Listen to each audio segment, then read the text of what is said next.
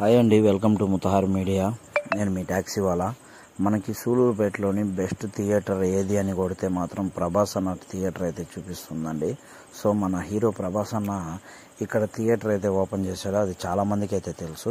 కాకపోతే ఈ థియేటర్ లోపల ఎలా ఉంటుందో, ఎన్ని స్క్రీన్లు ఉన్నాయో, అంటే ఒక సినిమా థియేటర్లు ఎన్ని ఉన్నాయో కూడా నేనైతే ఈ వీడియోలో మీకు తెలియజేస్తాను. సూలూరుపేటలో ఇవి కాకుండా ఇంకా మిగతా థియేటర్లు, బెస్ట్ మండి, ప్రతి ఒక్కటి కూడా నేను మీకు ఈ వీడియోలో తెలియజేస్తూ ఉంటానండి.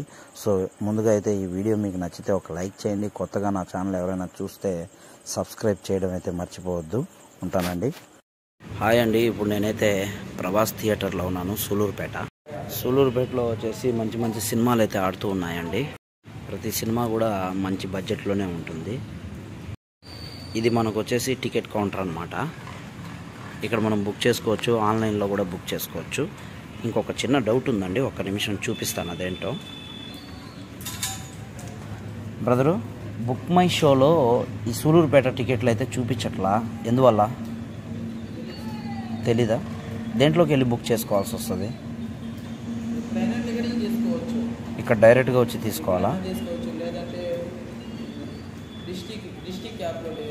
డిస్టిక్ యాప్లోనా? ఇతనికైతే పెద్దగా తెలియదండి. ఇంకొంచెం తెలిసిన వాళ్ళని అయితే మనం క్లారిటీ తీసుకుందాం. పార్కింగ్ అయితే చాలా పెద్దది ఇచ్చాడండి. పార్కింగ్ ఇది ఎంట్రీ అన్నమాట. మనం లోపలికి వచ్చేది, బయటికి వెళ్ళేది అక్కడి నుంచి. ఇది మొత్తం వచ్చేసి మనకి కార్ పార్కింగ్ ఫీజు అండి. కాకపోతే ఇక్కడ ఫీజు ఏం లేదంట, ఫ్రీయే. విస్తీర్ణంలో అయితే చాలా పెద్దదండి థియేటరు. చూస్తుంటే మీకే అర్థమైపోతుంది కదా. సో ఇక్కడి నుంచి నెక్స్ట్ మండికి వెళ్ళాలండి. సో అక్కడికి వెళ్ళిన తర్వాత బిర్యానీ అయితే కుమ్మేద్దాం.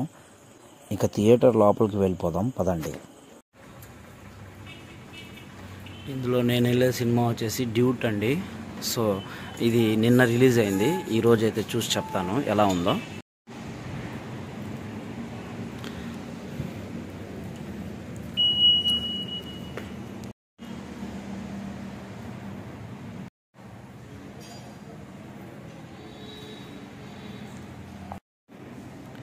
ఇది మనకు వచ్చేసి స్క్రీన్ 1.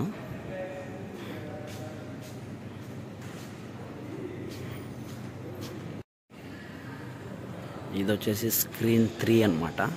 చూడండి,